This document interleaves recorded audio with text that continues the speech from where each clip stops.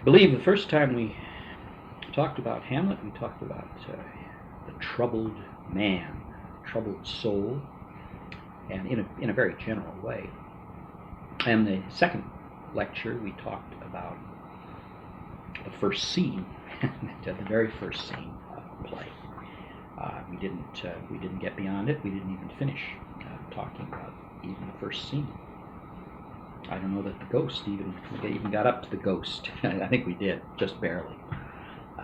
But we need to conclude our remarks about Hamlet and talk about the play in some sort of larger way.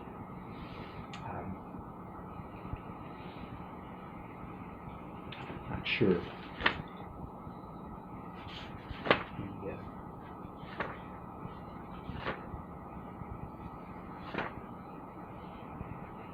I always think that I can find anything I want in Hamlet because I thought I knew it so well, but here I am going through pages trying to find things. Yeah, I know what you mean. I've taught it at least 20 times. 20? Oh, it must be more than well, that. All the way through. It's a long play. Oh, I bet you've taught that. Well, I've taught it over and over. I've taught it. I teach it every year. Every year, yeah. And it's always there. We said this before about really great works, that you can really and truly teach them again and again. I wouldn't say that about everything, but I would say that about Homer, Virgil, Shakespeare, Chaucer, Dante. Yeah. They're the only ones.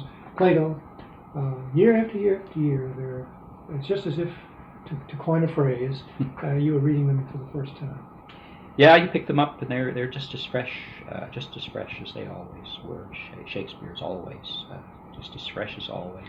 And that's inexplicable.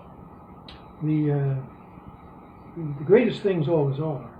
We can talk, and we've been talking a lot about Hamlet. You talk around it and all over the place, but the real thing about it is a mystery. That is, why is it that Shakespeare is better than anybody else? And we don't know. I mean, I really think that it's impossible to say.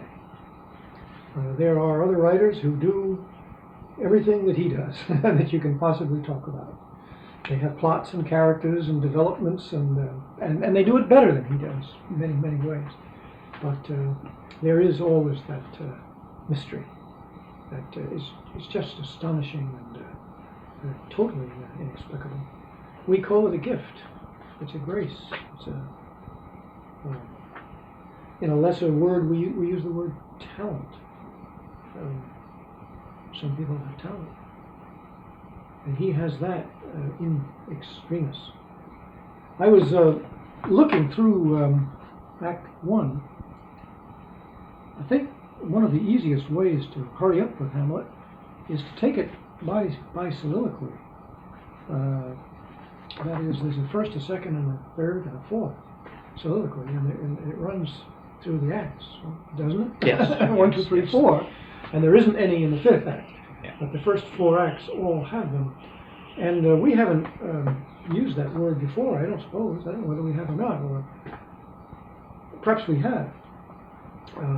It is certainly not unique to Shakespeare, but again, he retires the genre, or the mode. It's not a genre, but it's a way of doing something.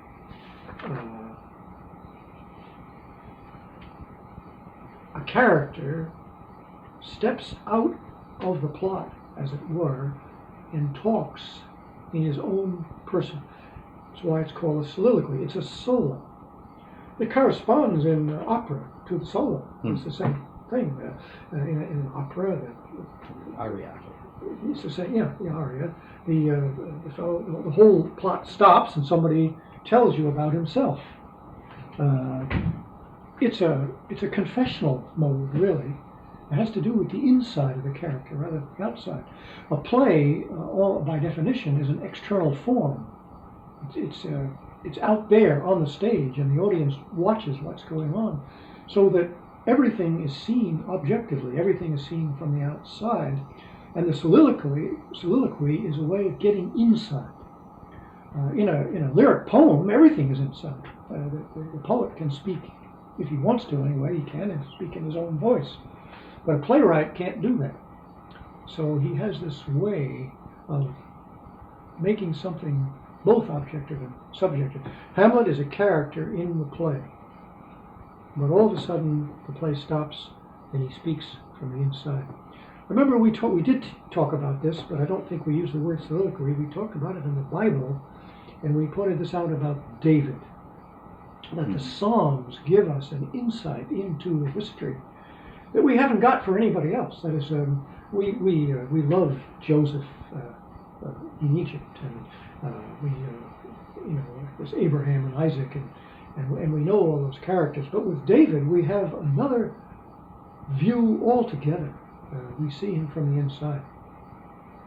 We do a little bit with some of the other characters, and it's done through the songs. For example, there's a song of Moses, and we do get to hear Moses speak in his own voice. That's kind of like a soliloquy, that song of Moses. Where is that, in Deuteronomy? I guess it's near his death when he bursts out into song. So it's very famous. Of course, our Blessed Mother does that on the great occasion of the Magnificat. So we have examples of the soliloquy in the Bible, but very, very rarely, for the most part. And in ancient literature, it's relatively rare. Yeah, I was just thinking, even in the tragedies, say the Greek tragedies, they're usually, I don't know that there are any soliloquies. They're always talking to the chorus. The chorus. But the chorus is not a soliloquy. Yeah, exactly. Or objective. A single person will muse of two, but the chorus is always present on stage when that happens, or somebody else is. So they're not really. They give long speeches, but they're always to someone directly, not to the audience at all. They don't really speak subjectively. They're always speaking in some way objectively. St. Augustine, of course, in the Confessions, gives us a whole book about it, and I think, as we said at the time, that really is unique in the whole ancient world. I don't know of anybody else who writes a Confessions. Yeah, well, he also has the book called the Soliloquies. That's right. And they're not colloquies. They're different. No, that's right. But then there is that element of the soliloquy even in the Confessions. That is where he's addressing God. Oh yeah, well I was going to say the Confessions is a soliloquy. Yeah, right. But he has something called the soliloquies specifically. But Plato, for example, doesn't give us any soliloquies. No. He gives us a little play, and he gives us a dialogue. And Virgil. I'm sure that if we started to teach Virgil again, some passages would come to mind. But for the most part, the soliloquy is a rare thing, and it may even be that there is something modern about it. That's what I was going to say. I think in Shakespeare, that is, it does have that confession to an audience who's sitting out there, kind of bearing your soul to the audience. And it's the troubled heart again that wants to confess. Yeah. Whereas in David or in they're really addressed to God.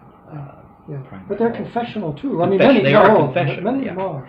Yeah. I think that it is that anxiety, that troubled heart, that is a particularly modern thing.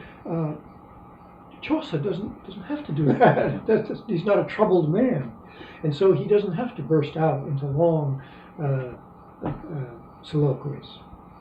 But Shakespeare does, and I think the reason I bring this up is that that's what a soliloquy is. A soliloquy is the confession of the troubled heart. If you go through this play, every one of them deals with self-doubt. It's something that you wouldn't say to anybody else. That is, he wouldn't talk to his dearest friend this way. It's secret. No, he's musing. When I say he's talking to the audience, of course he isn't. That's only accidental. Well, we are. Yeah, we happen to be there, but he's musing to himself. Right. He's talking to himself. He's talking to himself. That's what he's doing. That's right. He's talking to himself. He wouldn't speak that way to Horatio, for example, whom he trusts. Yeah. But he would never bare his secret self like this. No. He shows himself to be weak, for example. Where is the first soliloquy? Oh, it's in the second scene. It's in the second scene. Second scene, line 120. Yeah. I didn't think it was that early. I was looking for a little bit later. Well, this is even. You see, this is before he knows of the ghost. Hasn't even seen the ghost. No. Hasn't even heard about it. This is a prelude to his discovery that his father has been killed by his uncle. He knows his father's dead, but he knows his doesn't father's yet dead, and know. of course his uncle has married his mother, and this troubles him very deeply, as he says in the speech, in the soliloquy. But he has he says after the speech. Well, no, it isn't immediately afterward, but he says, "Oh, my prophetic soul." When he hears. When he hears. When Horatio tells him. And he knows there's trouble, and he realizes that. But he had foreseen it. Yes, that he had foreseen it. But as at this moment he doesn't really know, he's troubled by his mother's very hasty marriage to his uncle. And of course, it's very near the funeral. And Hamlet is dressed in mourning clothes because that's the appropriate dress. And it's still very near. I don't know if we know. We do know.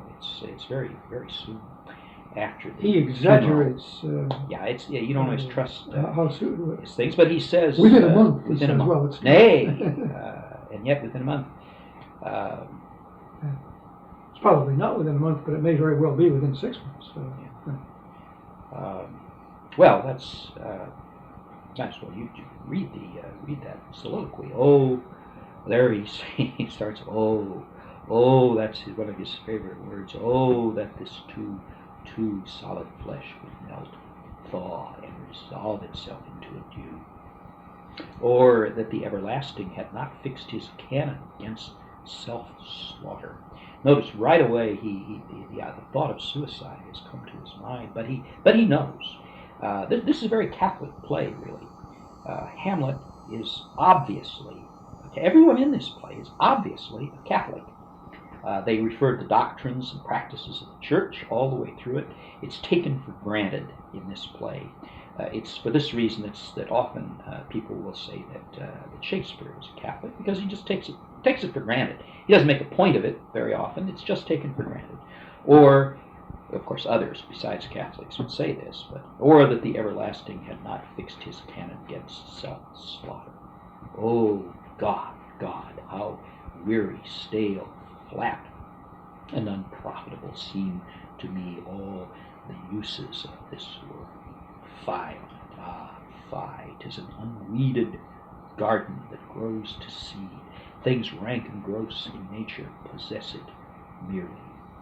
That it should come to this, but 2 months dead, nay, not so much, not 2, so excellent a king that was to this Hyperion to his satyr, so loving to my mother that he might not between the winds of heaven visit her face too roughly. Heaven and earth must I remember. Why, she would hang on him as if an increase of appetite had grown by what it fed on. And yet, within a month, it's gone from 2 months to 1 month there, within a month, let me not think on it. Frailty, thy name is woman.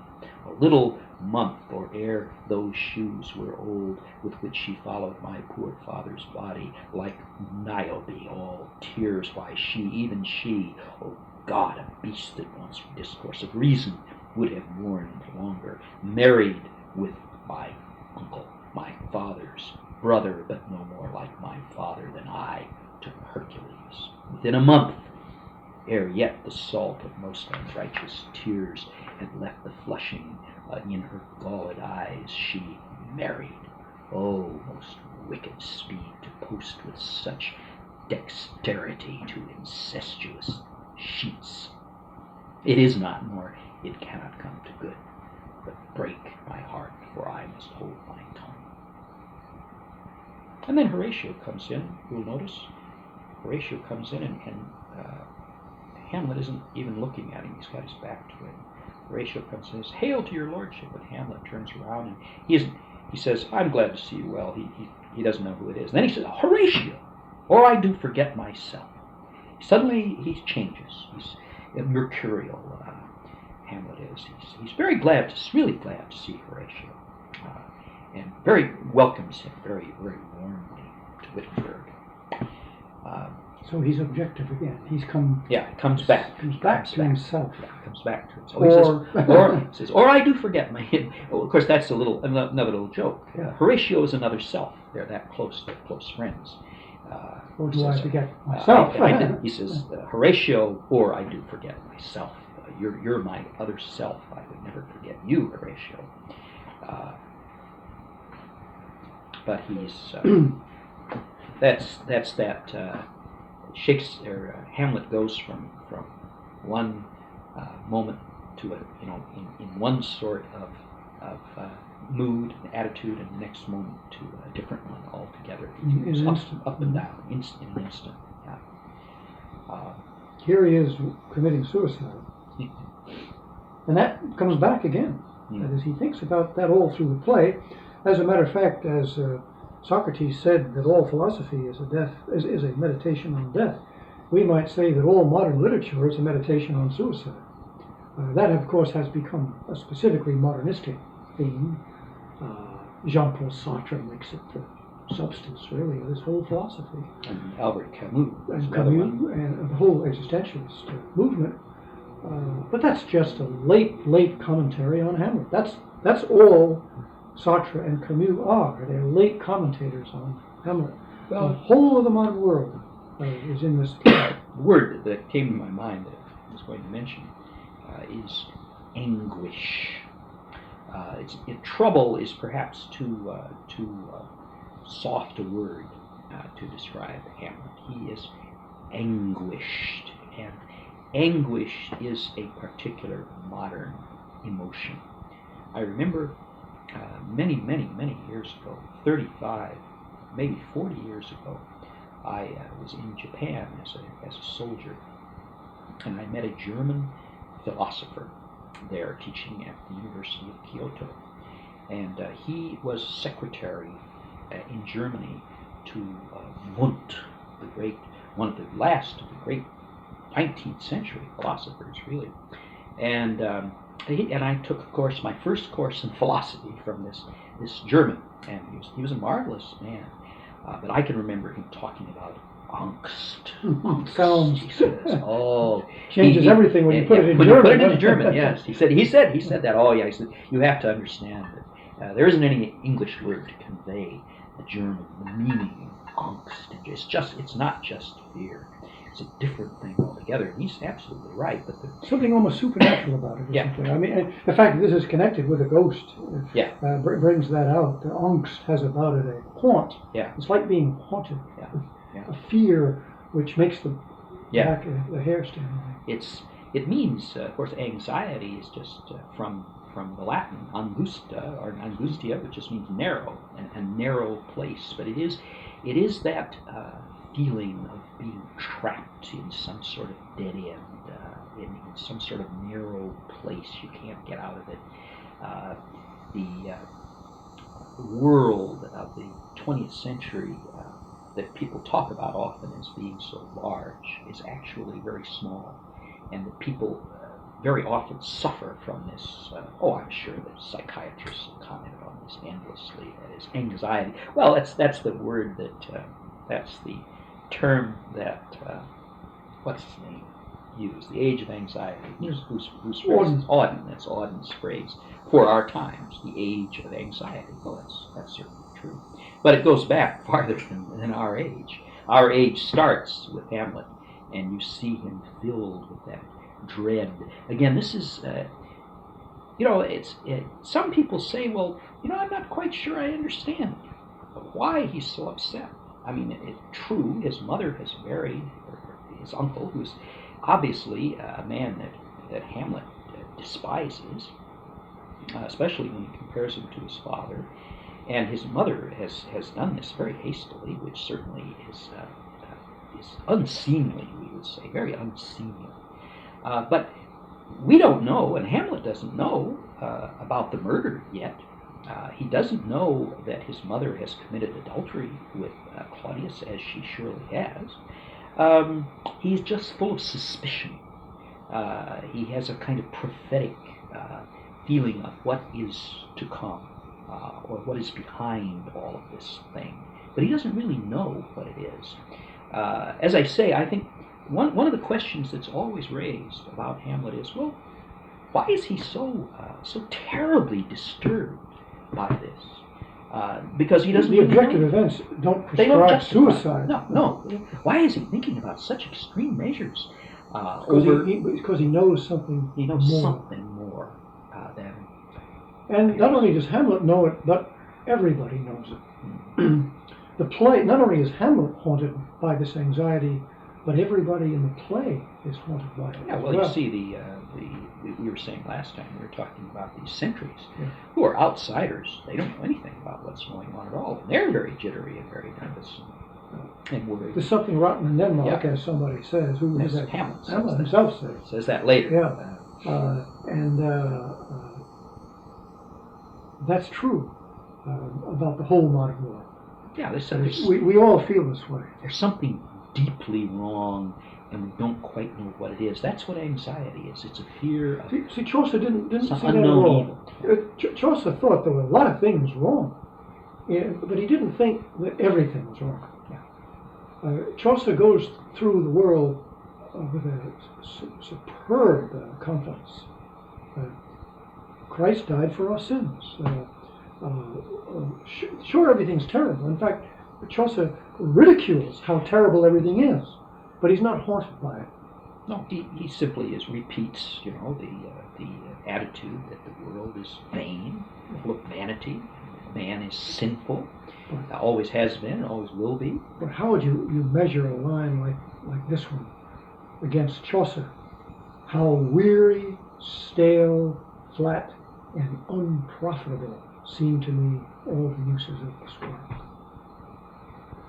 Chaucer wouldn't understand that. He just would not understand. I think he would be astonished by that.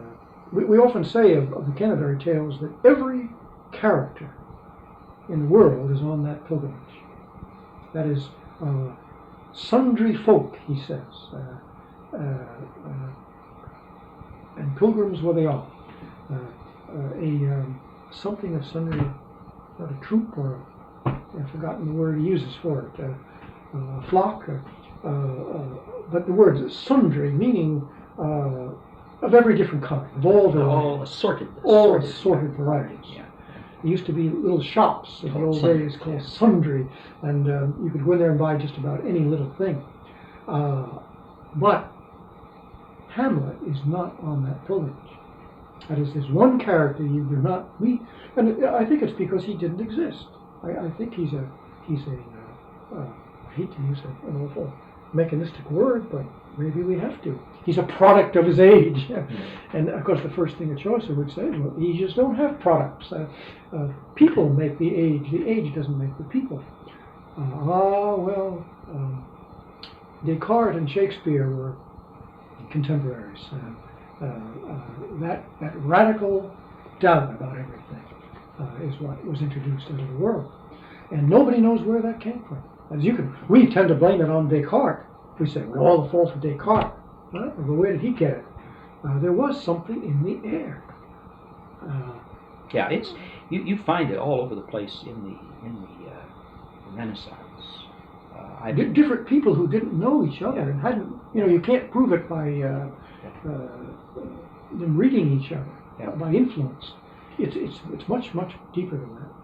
I'm teaching John Donne right now, and John Donne is a little younger contemporary of Shakespeare's. No doubt he must have seen the plays of Shakespeare, but he doesn't ever quote them, he doesn't ever refer to them, doesn't have a single reference in his entire works to Shakespeare. But he has the same quality about him, this anguished quality, and the sense that, not only in addition to the sense that Chaucer had about the vanity of the world, it does run deeper than that. 'Tis all in pieces, he says, all coherence gone. Everything it's a wreck, he says. The world is just a wreck. See, for Chaucer, there were those spheres. There they were. I mean, the stars. All you had to do was look up at the heavens at night, and you could see. And with a little study of astronomy, you could see those rings of Venus and the Moon and Mars and Jupiter and Saturn. That is, there it was. And when they looked about them in the social order, there were kings and dukes and earls and barons and commoners and all of the. Oh, and in fact, that's exactly what Dunn goes on to say. It's all proportion in the world, all sense of honor, of order, in the social order, respect to kings and fathers and all of that. He says, all gone, all lost. And if you read the whole of Shakespeare, you will find that same note recurring in Hamlet. He writes all kinds of, in Shakespeare, all kinds of plays, comedies, historical plays, sonnets, stories taken from mythology and that sort of thing. And you will find that note there all the time, that there is something very deeply wrong with the world itself that's irredeemable, cannot be redeemed. I think the only antecedent we do have for this, we did talk this way a little bit, I think, with St. Augustine. There is an affinity between Augustine and this. The reformers, Martin Luther, buried himself in the works of Augustine. And we, of course, would say that he grossly misunderstood them. Or perhaps more than that, deliberately misunderstood them, misapplied them. I don't know whether that would be fair or not. But nonetheless, it is Augustinian. Yes. Well, and that's, I was going to say, in terms of its mood, not its theology. Yeah. The whole Renaissance and the whole Reformation has to do with this. Oh, there was a great resurgence of interest in Augustine, and he was unquestionably John Donne's favorite author among the ancients. Well, his favorite author among all authors, I'd say, so far as that's concerned. He felt a very deep personal affinity with Augustine. He read all of his works, and in fact picked up his habits of thought and the images and everything. It just shot through. It's very different from St. Thomas Aquinas. Oh, yes. And Chaucer is much more, again, not that Chaucer would laugh if we said this, because Chaucer was not a theologian, but he's more, the world he lives in is the world that St. Thomas describes. That is, it's a perfectly ordered universe. Now, there are disorders in it. There are things that are wrong. Chaucer is not, again, people sometimes misunderstand. I think modern man finds it very difficult to understand Chaucer. Yes. Just as Chaucer would find it difficult to understand modern man. I know in teaching sometimes, in saying these things, there would be a smart student in class who would say, well, what you're saying is this is the best of all possible worlds. He was somebody who had read Voltaire. Voltaire, you remember, ridicules that notion that everything is ordered. Well, no, Chaucer does not, nor Thomas Aquinas, does not hold the position that Voltaire is ridiculing in Candide, that the world, that there's nothing wrong with the world. They understand perfectly well the mystery of sin, but they see sin as an imperfection in a basically perfect structure. But we know that at the Reformation, that's exactly what Luther lost. He lost his grip on it. Luther came to the conclusion that through original sin, man was irredeemably lost, all in pieces.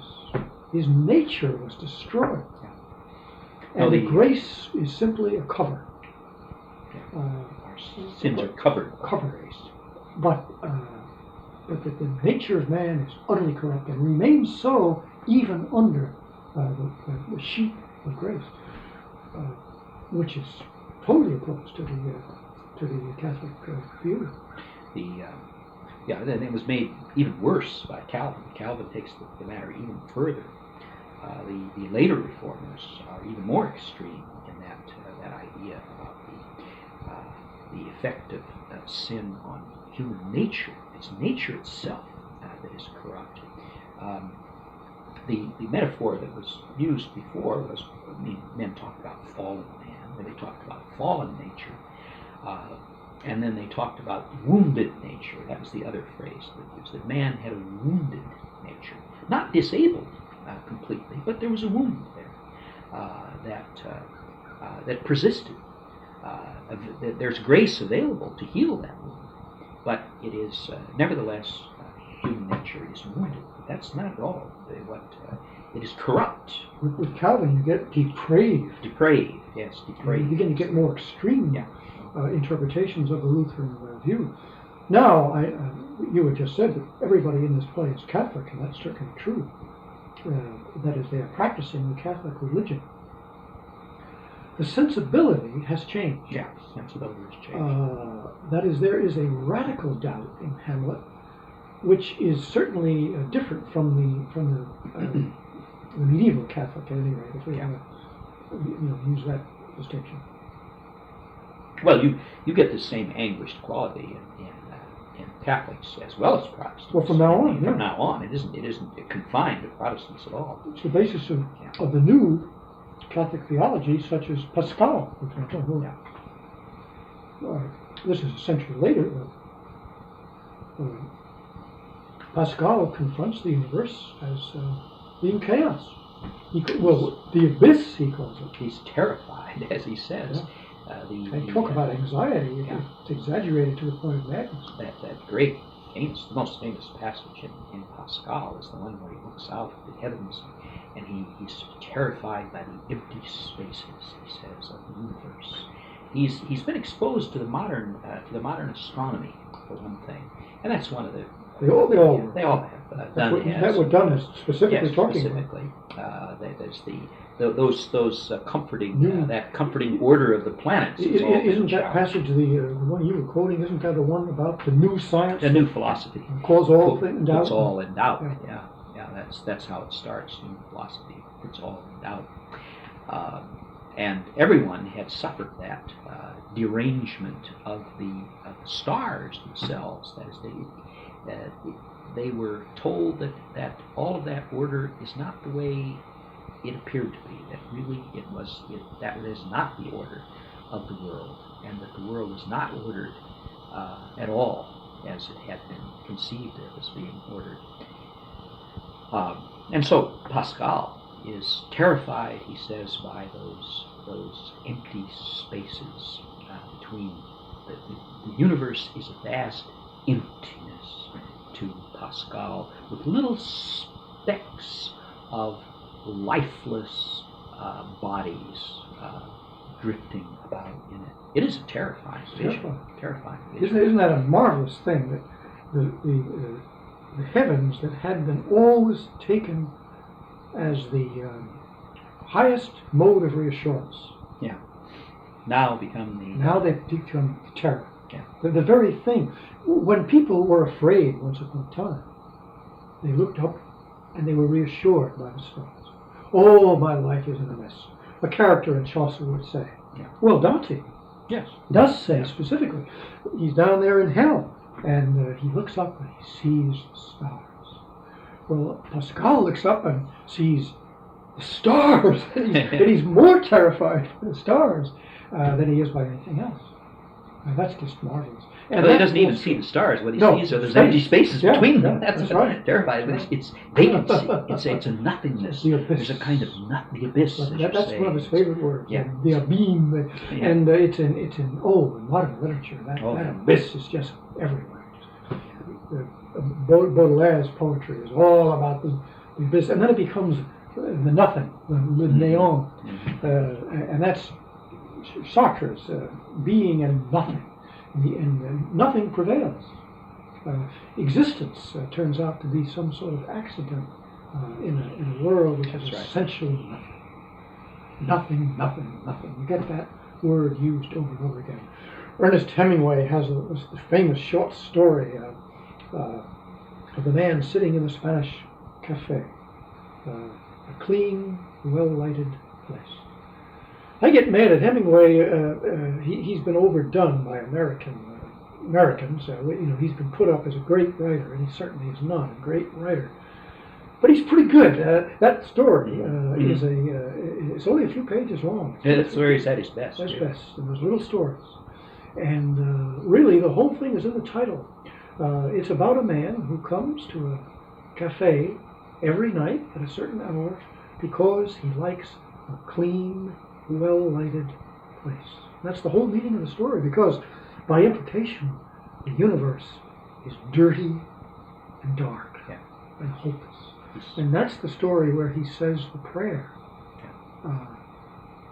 Our Nada, who is in heaven. Which art in nada, who art in nada. Nada be be thy thy name. Yeah. Right. Gee, that's good. I know it's good. But if you said, well, where did that come from? Well, that's a meditation on how weary, stale, flat, and unprofitable seem to be the uses in this world. All of that spun out of this soliloquy of Hamlet's, and the subsequent soliloquies, which Hamlet, Shakespeare does bring it to a perfection. Nobody's ever done better. He does it over and over and over again, and in fact, especially in the soliloquies, which are the, I suppose you would say, the heart of this play. I don't want to say it's everything. It isn't everything. The soliloquies aren't everything, but they do tend to sum up. They have that lyric spin-off. Those digressions, as it were, because they don't advance the plot any. They tell you what's going on inside Hamlet. But those metaphors, fie, when he curses it. Ah, fie, 'tis an unweeded garden that grows to seed. Things rank and gross in nature possess it. Merely, he means entirely by merely. Totally, it is totally possessed by these things that are rank and gross in nature. Hamlet's imagination is poisoned. The world has turned into an ugly place, overgrown with these ugly, gross weeds. Oh, Chaucer thought the world was a garden. He thought it was a garden. And sure, there were worms in the garden, but not Hamlet. The garden's going to seed. Yes, and everything is contaminated. Everything. He immediately goes. I mean, he rails against his mother for having married his uncle, and he concludes, "Frailty, thy name is woman." Gee, there goes all women. There they all go. They're all like that. The Hamlet does that all the time. He moves from the particular to the universal immediately. Whatever he sees is universalized. Well, it's probably the other way around. We go back to the beginning. The whole of the Odyssey is a meditation on Penelope. Woman. She is good. Well, tragedy blasts that. You pick up Euripides and you get a Helen, or I'm switching women. He doesn't use Penelope, no. So I can't make such a comparison as I wanted to. But pick up any tragedy and you don't get Penelope, you get some kind of witch or murderous monster. Clytemnestra, Medea. Yeah. You You get monstrous women. Well, Shakespeare too. Lady Macbeth is a monstrous woman in ways. Goneril and Regan, although I have to say, he has good women too. You have to account for this.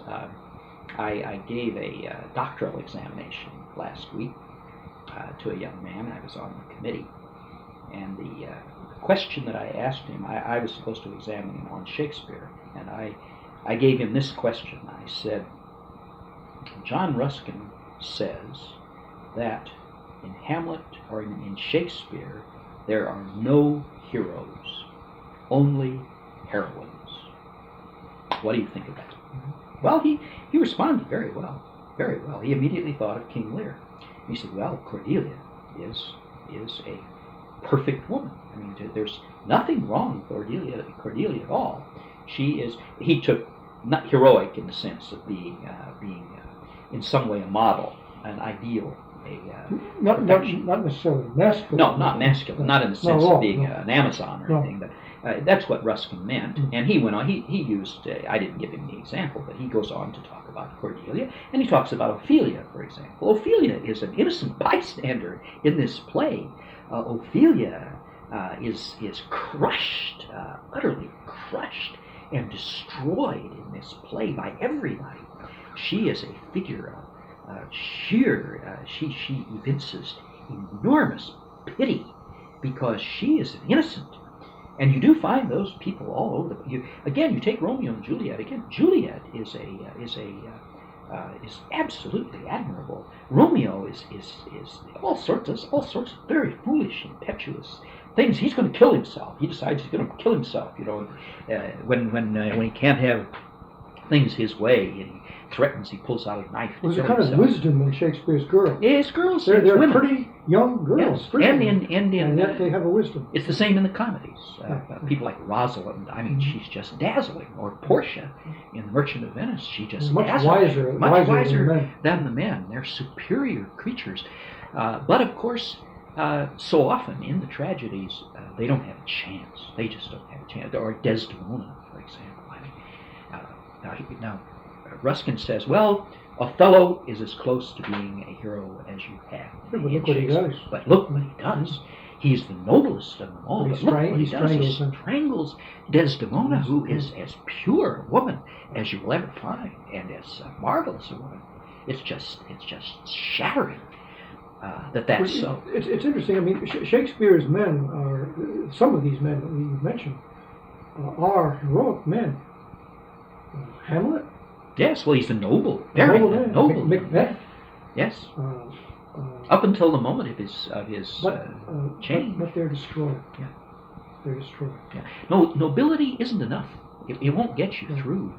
But the women are destroyed too. Oh, they are. I mean, they're destroyed by the men and by the circumstances. Their own purity and virtue won't save them. It won't spare them from this destructive element that's in the world. I mean, Chaucer has a meditation on frail women. The most obvious is Troilus and Cressida, and Chaucer is fascinated by Cressida. He's obviously in love with Cressida, and so is everybody who ever read the poem. Yeah. And she betrays her beloved young man. It's really totally reversed. Troilus is the innocent there. Yes. Just an innocent child, and she really does turn out to have a double quality to her. But Chaucer does not attribute this to the universe. No, that's right. Quite the contrary. At the end of the story, I think we read this aloud, didn't we? Troilus dies and goes up to the 8th sphere and looks down at this little spot of earth and laughs. Because he sees that all of this was a foolish thing. That is, this love and this betrayal seen from the point of view of eternity. It's all part of a story. And he sees it as a comedy. Well, he sees things, I think we said at the time, that Shakespeare doesn't see that. Doesn't see it that way. But Chaucer sees everything ultimately from the point of view of eternity. Right.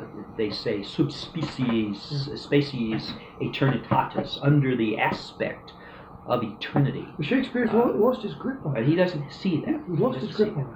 Yeah. He doesn't disbelieve it. I mean, there's no question. No. I mean, it's a matter of losing his grip. He knows the old Catholic teaching, and it's there. But there's a haunt about it that maybe something's going wrong with God. I mean, he never says that, but that's the feeling that you get in the play, that you can't count on anything. You get in John Donne, you get someone who is very explicitly religious and orthodox in most ways, but one who's always struggling to get it back. Oh, that's to what get it does. Back that it puts view, everything on faith. Yeah, puts everything. Yeah. I mean, it becomes an act of the will. Yeah. That is, if you really seriously doubt that the stars are there, then the whole thing becomes a matter of you. Yeah. That's what you get. He's always, it's always an anguished battle to try to get. He knows that view perfectly well. That is the view of seeing the universe as the book of the God. He's Humpty Dumpty. But it's a struggle for him to do it. He can't do it. It doesn't come naturally to him. He's lost his grip on it too. And whereas Chaucer, as we say, just takes it all for granted. He knows it. Somebody, one of the modern critics, the critics have even got after Mother Goose. And there's a commentary on Humpty Dumpty sat on the wall. Humpty Dumpty had a great fall. All the king's horses and all the king's men couldn't put Humpty together again. And there's a commentary that is a Renaissance poem. It's a 16th century poem. And that it was originally perhaps politically inspired. Well, I don't know about all that. But gee, it's true. You could use that as an image. It's like an egg. And it's been cracked, and there's no way that you can get it back. Now, the religious reaction to this is faith. That is a tremendous resurgence of faith, but now it's a faith despite reason, rather than a faith that's the handmaid of reason. It's a totally different attitude toward reason. And this is true in Catholic theology as well as... That is, it's what you get in what you get in the Jesuits. That is, we're going to put Humpty together again, by golly, and we're going to do it by faith, and we're going to put reason in the service of faith. I remember years ago a good modern priest talking about something like this at a conference, and he was very disturbed by all this, and he said, well, my attitude toward the church is, my superiors tell me what to do and I do it. I don't want to go into all that. And I think that's very Jesuit.